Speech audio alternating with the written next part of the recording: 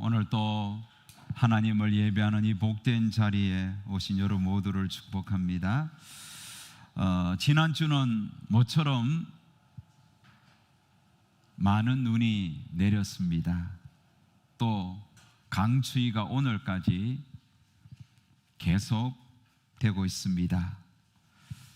어제 강변북로로 운전날이 있는데 보니까 한각이 이렇게 꽁꽁 얼었더라고요. 참 춥긴 춥다는 생각이 듭니다. 그런데 이런 추운 날 예배자로 오신 여러분 모두 잘 오셨습니다. 큰 은혜 받았으면 좋겠습니다. 우리 한번 인사합시다. 축복합니다. 힘내십시오. 뒤에 화면을 좀 이렇게 좀 맞춰 주세요. 예. 오늘 제가 전하려는 메시지는 전도서입니다. 여러분, 전도서라면 무엇이 떠오릅니까? 전도서의 여러분 주된 메시지가 뭘까요? 전도서의 주제가 뭘까요? 여러분, 전도서가 전하려고 하는 메시지는 인생의 헛됨을 이야기합니다. 그래서 전도서의 시작과 끝은 인생은 헛되다라고 선포하고 있습니다. 1장 2절에 보면 전도자가 이르되 헛되고 헛되며 헛되고 헛되니 모든 것이 헛되도다. 그리고 12장 8절에 보면 전도자가 이르되 헛되고 헛되도다. 모든 것이 헛되도다. 그래서 여러분, 전도서는 시작도 헛되다, 끝도 헛되다.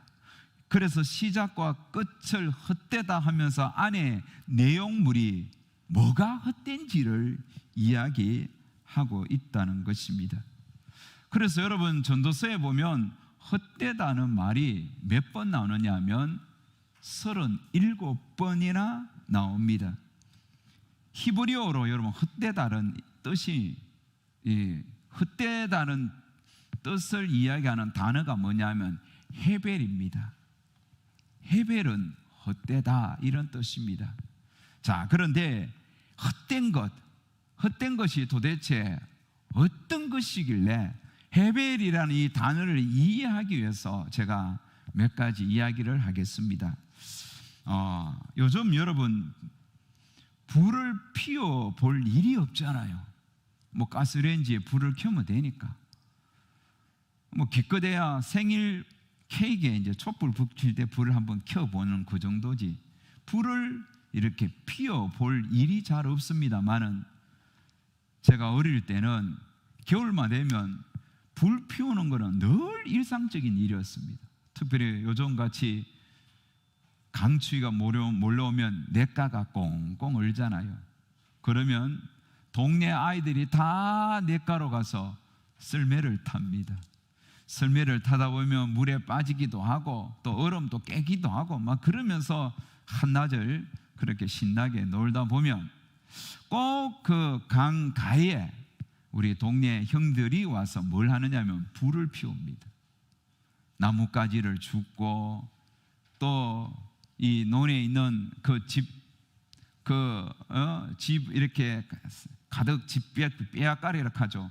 거기에서 집을 꺼내서 불을 이렇게 붙이고 불을 피웁니다. 그러면 아이들이 와서 젖은 이 발을 말리기도 하지요. 그때 많이 신었던 양말이 뭔지 알아요? 나이롱 양말. 그래서 발을 딱 하다 보면 나이롱이 다 타기도 하고 했는데, 자, 여러분, 불을 피울 때 뭐가 나지요?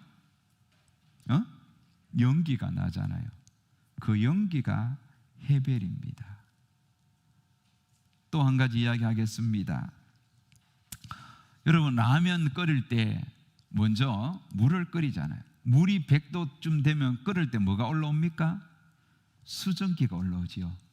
그게 헤벨입니다. 또 여러분, 즉 팔당댐 쪽으로 가면 아침에 뭐가 많이 끼입니까? 안개. 아침 쪽으로 운전해 가 보십시오. 안개가 자욱합니다. 높은 산 밑에는 또 안개가 잘 끼입니다. 그 안개가 헤벨입니다. 제가 방금 말했던 연기라든지 수증기라든지 안개가 해별인데, 여러분 이 세 가지의 특징이 뭔지 알아요? 공통점이 뭘까요?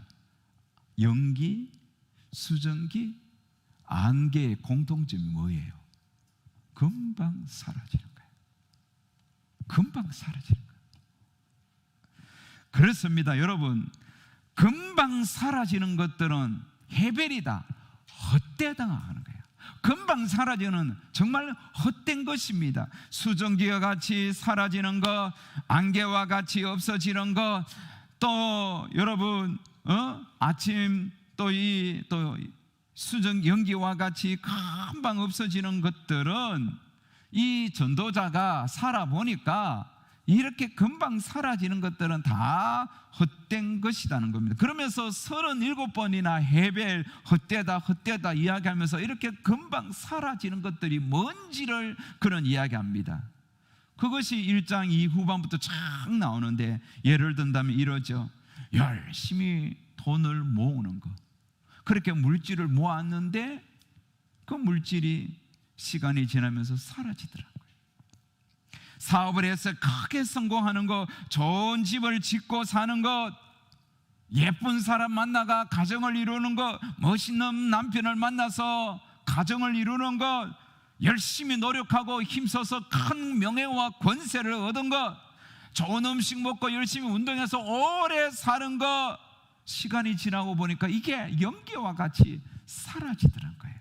결국은 이런 것들이 헛되다는 것입니다. 그런데요, 오늘 이 말씀을 기록했던 이 솔로몬이 그때나 지금이나 대부분 사람들이 솔로몬이 이렇게 깨달은 이 해벨을, 금방 사라지는 것이라고 헛되다고 깨달았던 이 해벨을 사람들은 지금도 거기에 중요한 가치를 두고 그것을 채우기 위하여 사람들이 얼마나 힘쓰는지 모릅니다. 오늘 또 많은 사람들이 부자가 되기 위하여, 많은 재물을 모으기 위하여 열심히 땀 흘리고 수고하고 힘쓰고 애씁니다. 정말 멋진 결혼을 하여 좋은 가정을 이루기 위하여 여성들은 자기의 외모를 아름답게 가꾸고요, 남자들도 또 여자들도 나름대로 자기의 네임밸류를 높이고 자기의 브랜드 가치를 높이기 위하여 얼마나 힘쓰는지 모릅니다. 좋은 음식 먹고 열심히 운동하면서 내 생애를 1시간이라도 하루라도 더 연장하고자 얼마나 많은 사람들이 장수의 꿈을 꾸고 열심히 그렇게 준비하면서 살아가는지 모릅니다.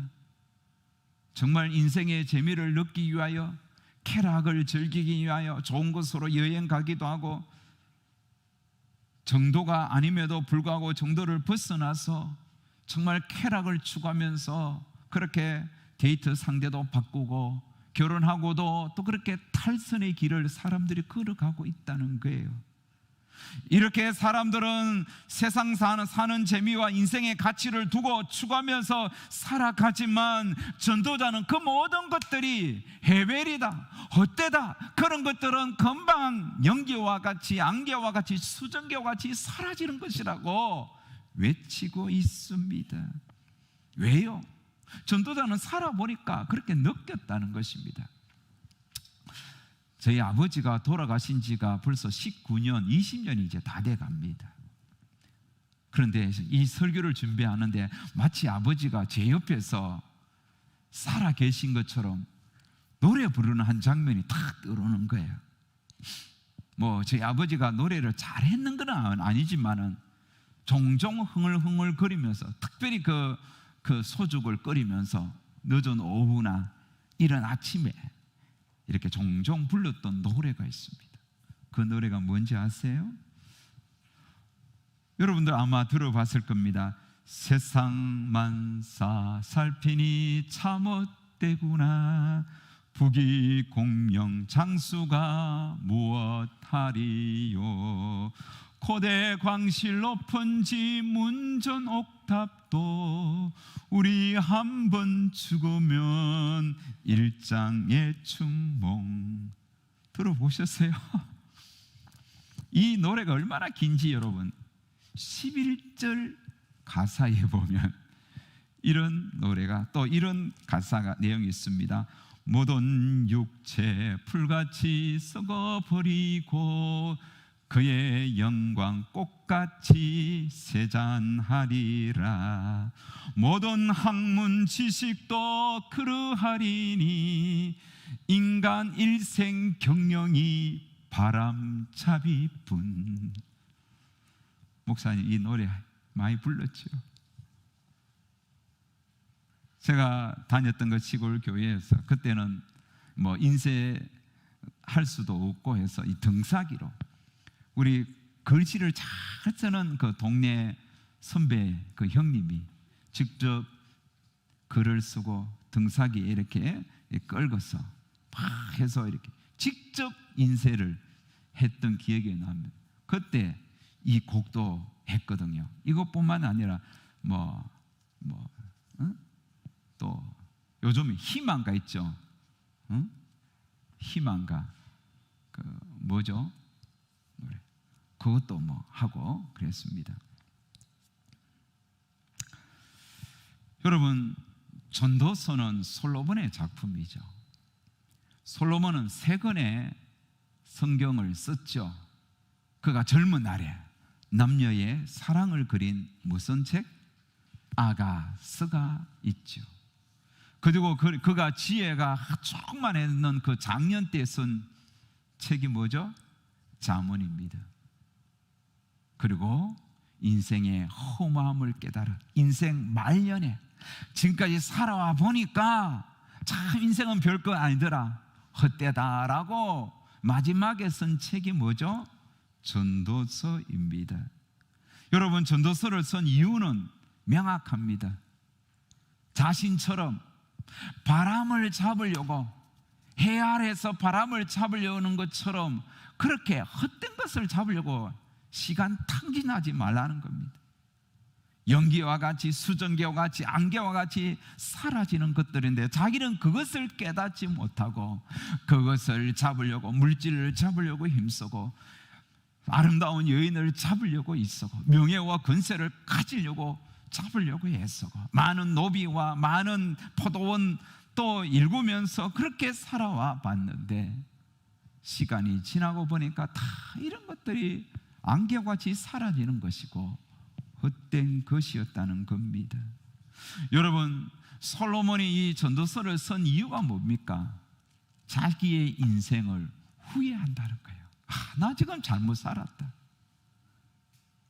그래서 이 말씀을 대하는 사람들은 지금부터라도 나처럼 자신처럼 그렇게 후회하면서 인생 살지 말고 지금부터 지혜로운 삶을 살아가는 거예요. 지금부터 영원한 가치를 둘 만한 곳에 내 인생을 투자하면서 내 인생을 거기에 몰입하면서 살라는 거예요.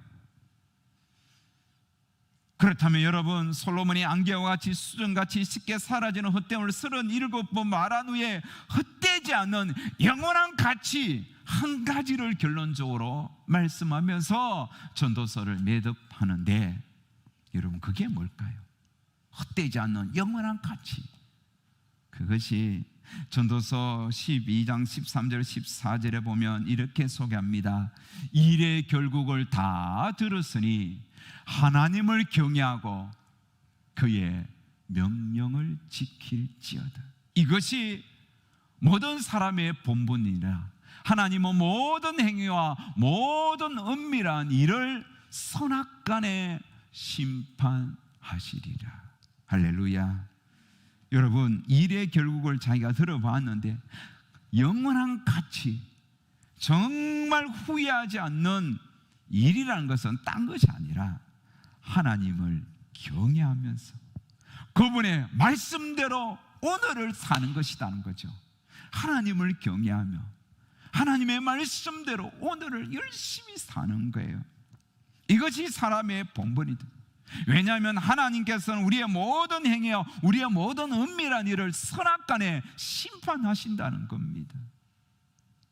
그렇다면 하나님을 경외하며 그의 명령대로 살기 위하여 오늘 우리가 구체적으로 무엇을 적용하며 결단하며 살아야 되겠습니까? 저는 오늘 이 말씀을 보면서 본문을 통하여 두 가지, 정말 하나님을 경외하며 하나님의 말씀대로 그분의 명령대로 살기 위해서는 두 가지의 삶을 여러분에게 소개합니다. 하나는 하지 말아야 하는 것입니다.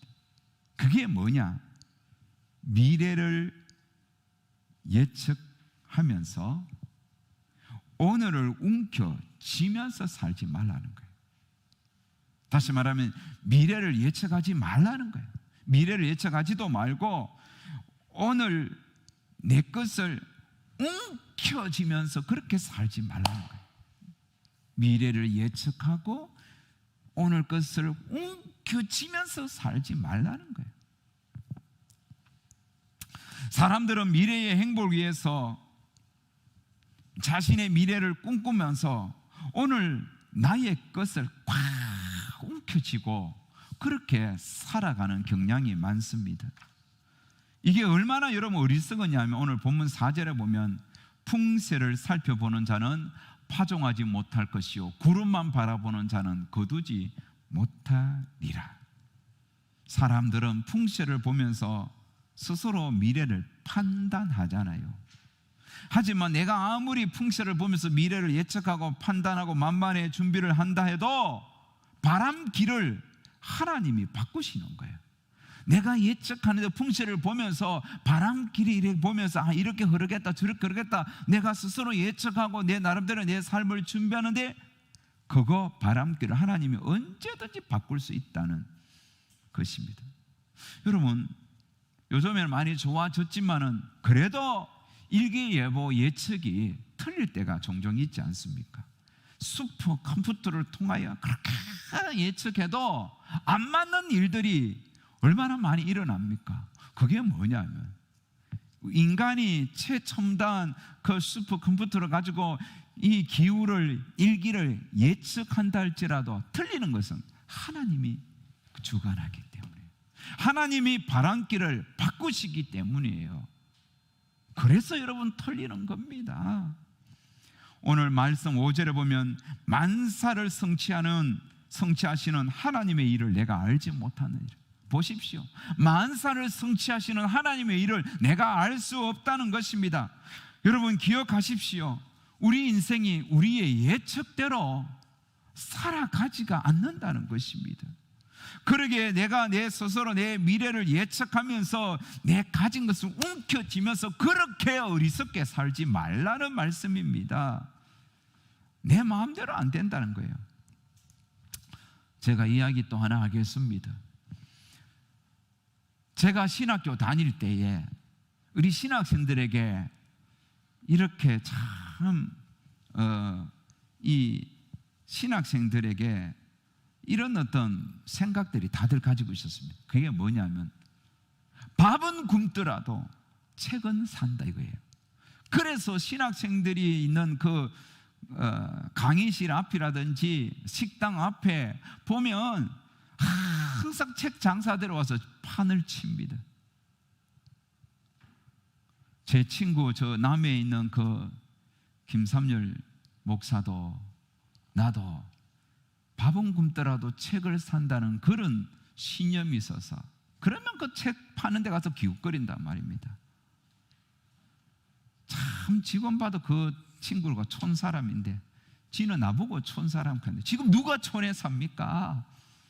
응? 그 친구 촌사람인데 그 친구도 참 책을 좋아했어요. 그래서 한 번은 누가 왔냐면 동아 세계 대백과사전을 파는 사람이 왔어요. 32권짜리 전집을 가지고 이 많은 이렇게 이 책을 산다는 영수증을 들고 와서 이 책을 산다는 그 주문서를 들고 와서 나눠주면서 책을 사라는 거예요. 얼마인지는 모르겠는데 오늘 제가 검색해 보니까 50만 원이었더라고요. 그 당시 86년, 7년 이때 50만 원이었더라고요. 그래서 여러분 신학생이 뭔 돈이 있습니까? 교육전도사 18만 원 받을 때 50만 원짜리를 주문을 했지 않습니까?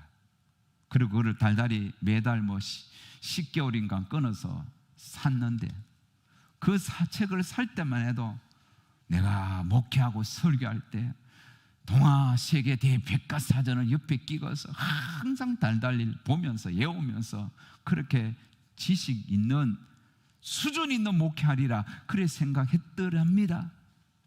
그런데 웬걸 여러분, 목회를 이제 본격적으로 배우기 시작할 그때쯤 1997년 8년 그때 인터넷이 나오기 시작합니다. 제일 먼저 나온 게 뭐 천리안 이런 거 있잖아요. 뭐 이런 것들. 그러면서 점점점 인터넷이 발달하면서 요즘에 여러분 초고속 인터넷까지 우리나라는 얼마나 보편화되었습니까? 그래서 요즘 백과사전 사전 필요가 없습니다. 무엇이든지 물어보세요. 어디에? 우리 네이버 선생님한테 딱 물어보면 다 나온단 말입니다. 모르는 단어 무조건 거기에 물으면 다 가르쳐줘요. 대백과사전 여러분 제가 몇 번 봤을까요? 보기는 몇 번 봤지만 한동안 여러분 그거 책 받침 모니터 받침대 하다가 또 우리 딸들 크면서 보겠지 하면서 놔뒀다가 아무도 안 보는 거예요. 그래서 어느 날 슬슬이 버리게 됐는데 이런 모습이 저만 있을까요? 아무도 여러분 예측할 수 없는 거예요. 그렇게 그 아까운 돈 그럴 줄 알았으면 밥이나 열심히 사 먹었으면 얼마나 내가 신학수 때 그래도 얼굴이 보기 좋았겠습니까? 비쩍 말라가 미래를 예측할 수 없는 이런 일들이 참 많습니다. 그렇기 때문에 여러분 내 미래에 계산하거나 예측하지 마십시오. 옛날에도 지금도 미래 예측하는 사람들이 많은데 안 맞아요. 틀려요. 아무도 코로나를 예측한 사람이 없어요. 아무도 여러분 이렇게 지금 집값이 뛸 것이라고 이렇게 지금 상공인들이 힘들 것이라고 누가 예측하고 누가 그것을 여러분 준비했습니까? 아무도 없단 말입니다. 그러니 여러분 미래를 예측하면서 오늘 내 것을 움켜쥐면서 그렇게 아둥바둥 살지 말라고 전도자는 교훈합니다. 그러면 어떻게 살라는 거예요? 두 번째, 내 것을 흩으면서 즐겁게 살라는 겁니다. 이게 여러분 무슨 말이냐면 내 것을 흩는다는 것은 자 오늘 1절 본문 1절에 보면 너는 내 떡을 물 위에 던지라 이렇게 말합니다. 여러분 떡을 물 위에 던지면 찾을 수 있어요? 없잖아요. 나는 내일 떡을 먹기 위해서 오늘 떡을 물 위에 던지겠다. 그럼 내일 가서 물가에 가서 떡을 찾으면 떡이 있나요? 없다는 겁니다. 찾을 수 없는데 찾을 수 없는 것에 떡을 던지는 것은 얼마나 어리석은 일입니까? 그런데 전도자는 그렇게 살라는 거예요. 그러면서 내가 가진 떡을 2절에 보면 7에게나 8에게 나누어 줄지어다. 무슨 재앙이 땅에 임하는지 내가 알지 못함이니라. 내가 가진 것들 필요한 사람들에게 정말 주님의 이름으로 나눌 수 있는 마음을 가지고 오늘을 즐겁게 살라는 겁니다. 6절 말씀에 보면 너는 아침에 씨를 뿌리고 저녁에도 손을 놓지 말라. 오늘 열심히 살라는 거예요. 아침에 씨를 뿌리고 저녁에도 할 일이 있으면 하면서 오늘을 열심히 살라는 겁니다. 특별히 8절에 보면 하루 밝게 빛나는 해를 보면서 그 해를 만드신 하나님을 바라보면서 즐겁게 살라는 겁니다. 내일이 어떤 일이 있을 줄 모르니까 내일 예측해서 오늘 내가 해야 할 일도 중단하고 그렇게 살지 말고 내가 오늘 하나님이 감동 주셔서 내 떡을 물 위에 던지라 했을 때는 던지고 또 해를 바라보면서 오늘 나에게 생명 주신 그 하나님을 경외하면서 즐겁고 기쁜 마음으로 그렇게 오늘 하루하루에 가치를 두고 열심히 수고하고 애쓰면서 그러면서도 필요한 이들에게는 내 거 너무너무 움켜서 그렇게 손 오그라들지 말고 나누고 베풀 수 있다면 그렇게 베풀면서 살라고 우리에게 교훈하는 겁니다. 러시아의 문호 톨스토이가 많은 작품을 쓰지 않았습니까? 여러분, 톨스토이의 작품을 여러분 한두 개쯤은 들어보거나 읽어보았을 것입니다. 우리 학생들은 톨스토이 작품집을 중고등학교 때 또 이렇게 논술 공부하면서 읽고 하고 하지 않습니까? 톨스토이 작품 중에 대자라는 작품이 있습니다. 대자. 이거 여러분 무슨 말일까요? 대자 여러분 읽어보셨어요? 혹시 들어보셨어요? 자, 저를 보세요. 이 톨스토이가 살았던 곳이 러시아인데, 러시아는 러시아 정교회가 얼마나 많은 그 사람들 정교회를 믿지 않습니까? 그 분위기가 그렇단 말입니다. 그래서 이 소년들이 어느 정도 아들이 어느 정도 자라면 그 아이에게 세례를 줄 때에 반드시 세례를 후견하는, 뒤에서 그 세례를 보정하는, 요즘 우리나라 보정인 같은 후견인 제도가 있었습니다. 그들을 대부대자라 그럽니다. 자, 어느 이제 대자의 이 작품에 보면 어느 가난한 농부집에 아들이 태어나서 자라서 이제 세례 받을 때가 되었습니다. 그런데 아버지는 가난하고 또 엄마도 가난한데 이 아이가 세례를 이렇게 보정해 줄 수 있는 그런 대부대모가 있어야 하는 겁니다. 이것은 기족이 해야 됩니다. 그래서 대부대모를 찾는 중에 마침 이 소년의 집 앞으로 어떤 귀족이 지나가는 거예요. 그래서 그 귀족을 붙들고, 여보시오, 내 아들이 세례를 받아야 되는데 당신이 좀 이렇게 대부가 되어 주십시오. 그래서 그 귀족은 오케이. 여러분, 여기에 어떤 법적 근거는 없습니다. 그냥 세례를 자기가 보정해주고 이렇게 대부가 되어주고 그냥 각자 알아서 떠나면 그 말이에요. 자, 그 귀족이 이 소년이 세례받을 때에 대부가 되어줍니다. 그리고 자신이 아는 어떤 장사꾼 딸 귀족에게 당신이 대모가 해주라고 대모도 소개해줘서 대모가 있었습니다. 그래서 대모의 보정 속에 이 아이는 세례를 받아서, 그렇게 대모의 보정 속에서 세례받은 사람을 대자라 그럽니다. 이 아이가 대자가 되었습니다. 세월이 흘렀습니다. 어느 날 이 아이가 내가 세례받을 때 내 배후에서 이렇게 보증서 준 대부가 어떻게 살까, 대부를 찾아 길을 나섰습니다. 길을 찾아 갔는데 정말 대부는 어느 숲속에 어리어리한 대굴 같은 집에 그렇게 사는 거예요. 그래서 그 대부 집에 가서 이 아이가 살게 됩니다. 오랜 세월을 사는데 그 대부가 이 아이에게 집을 보여주면서 한 가지 부탁을 합니다. 그 집안에는 많은 방들이 있는데 방들이 다 문이 열려 있는 거예요. 이 문이 열려 있는 방은 네가 마음도 없고 들락거리도 되는데 딱 방 하나만 문이 닫혀 있는 거예요. 이 방문은 열지도 말고 들어가지도 말라. 그렇게 딱 부탁하고 어디를 떠납니다. 여러분, 방문을 열었겠어요, 안 열었겠어요? 이 아이가 열지요. 하지 마라 하면 먹는다니까. 꿀단지 이거 너 먹지 마라 하면 꼭 먹으면서 꿀단지 깬다니까요.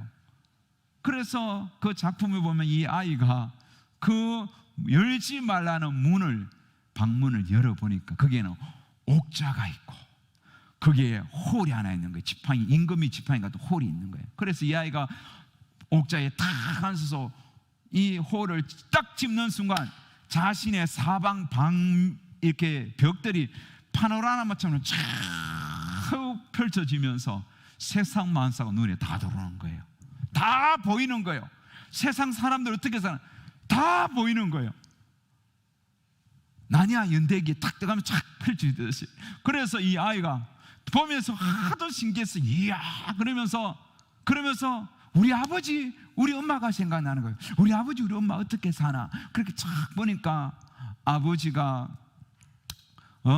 이렇게 밭에서 일을 하고 있는데 어떤 도둑놈이 아버지의 그 작물을 도둑질하고 도망가는 거예요. 그래서 이 아이가 아버지, 도둑이 작물을 훔치고 도망갑니다 외치니까 아버지가 막 그것을 모르고 있다가 깜짝 놀라서 그 도둑을 패고 잡았습니다. 옥에 가둬와 버렸어요. 이 아이가 뿌듯한 거예요. 이야. 그리고 이제 엄마가 궁금해서요. 우리 엄마는 뭐 하고 있을까? 엄마 보니까 집에서 졸고 있는 거예요. 그런데 그게 또 도둑님이 들어온 거예요. 살금살금 돌아오는데 너무 다급해서 이 아이가 자기가 손에 있는 호를 던져서 도둑놈을 맞춰서 죽여버렸습니다. 도둑놈 내가 죽였다. 그리고 이제 대모가 궁금한 거예요. 대부집에 왔으니까 자기 보정수는 대모가 뭐하나 싶어서 대모 집을 이렇게 살펴봤는데 대모의 남편이 옷을 주순주순 입고 밖에 나가는데 보니까 바람 피우러 가는 거예요. 그것도 모르고 대모는 잠이나 자고 있는 거예요. 그래서 대모를 깨웠습니다. 당신이 남편이 지금 어떤 여자와 더불어 바람이 났다고 하니까 막 대모가 막 너무 화가 나서 막 남편을 때리고 막 그리고는 그 자기 남편과 바람 남는 그 여인을 막 잡아서 막 족을 치었던 겁니다. 바로 그렇게 되고 난 후에 대부가 딱 들어오는 거예요. 아니 이놈이 왜 이 방에 들어오냐고. 내가 들어오지 말라고 했지. 그러니까 이 아이가 대부님, 내가 이렇게 이런 정말 위험한 일들을 내가 보고 미래가 일어날 일들을 내가 예측해서 다 막았다고. 안 그러면 우리 아버지 도둑질 다 당했고 우리 엄마는 또 물건을 또 잃었고 우리 대모는 남편이 바람 나서 큰일 날 뻔했는데 내가 막았다고 하니까 이 대부가 네가 얼마나 잘못했는지 보여줄까? 네가 그런 일 한 이후에 어떤 일들이 벌어진지 말해줄까? 자, 보아라고. 너 아버지가 옥에 가둔 그놈은 옥에 가서 기술을 배우는 거예요. 무슨 기술 배우겠어요? 훔치는 기술, 악한 기술을 다 배워서 옥에서 나와서 너희 아버지 집을 불태워버렸다. 너희 집 다 타버렸다는 거예요. 그리고 네 엄마가 위험하다고 너가 죽였던 그 사람은 9명을 살인했던 사람이다. 이 사람의 악을 죄값을 받지 못하고 죽었다. 그리고 너희 엄마는 자기가 죽은 줄 알고 너희 엄마가 얼마나 아파하고 힘들어하면서 사는지 아느냐 보라고. 그리고 대모는 자기 남편이 바람 피운 것 때문에 너무 상심이 되어서 맨날 술 먹고 그렇게 타락하면서 살고, 그 여인은 온갖 동네 사람들 손가락질 받으면서 그렇게 비참하게 살아가고 있단다. 너가 미래를 예측하면서 그렇게 했던 일들 하나하나가 더 큰 악을 낳은 것이란다. 여러분, 그렇게 설명해 주는 것이죠. 자, 이제 오늘 저는 말씀을 마치려고 하는 겁니다. 대자에서 교훈하는 것은 또 다른 교훈도 있겠지만, 사람이 미래의 일들을 예측하면서 행한 것들이 결국은 더 다른 악으로, 더 정말 엄청난 결과를 가져올 때도 얼마나 많느냐 이것입니다. 작년과 더불어 올해도 여전히 우리는 어려운 일들이 우리 앞에 펼쳐지고 있습니다. 얼마나 여러분 힘드십니까? 그런데 여러분, 작년에도 작년해를 우리가 예측하지 못했듯이 올해도 우리가 어떻게 우리 앞으로 우리의 장래에 어떤 일이 일어날지 아무도 예측할 수 없습니다. 힘이 들지 아니면 좋은 날이 펼쳐질지 아무도 알 수 없습니다. 그래서 전도자는 이렇게 말하죠. 형통한 내래는 기뻐하고 공고한 내래는 생각해 보아라, 되돌아보아라. 이 두 가지를 하나님이 병행하게 하사 사람이 그의 장래일을 능히 헤아려 알지 못하게 하셨느니라. 아무도 알지 못하게 하셨습니다. 그러므로 여러분, 원래 우리는 어떻게 살아야 되겠습니까? 정답은 하나입니다. 오직 주만 바라보고 사시면 됩니다. 오늘 하루하루 주님 바라보고 사십시오. 내일 주님 바라보고 오늘은 내가 내 손에 움켜쥔 거 또 내 일들을 예측하면서 그렇게 해야 되겠다, 그렇게 여러분 미루지 말고 오늘 주님을 바라보고 오직 주만 바라보고 해를 만드신 주님을 바라보면서 즐거워하시고 내 것이 있다면 누군가 필요한 자들이 내 눈에 들어왔다면 나누면서 그렇게 가치 있게 사는 것입니다. 미루면서 내가 미래에 하겠다가 움켜쥔 것들은 연기와 같이 사라지는 거예요.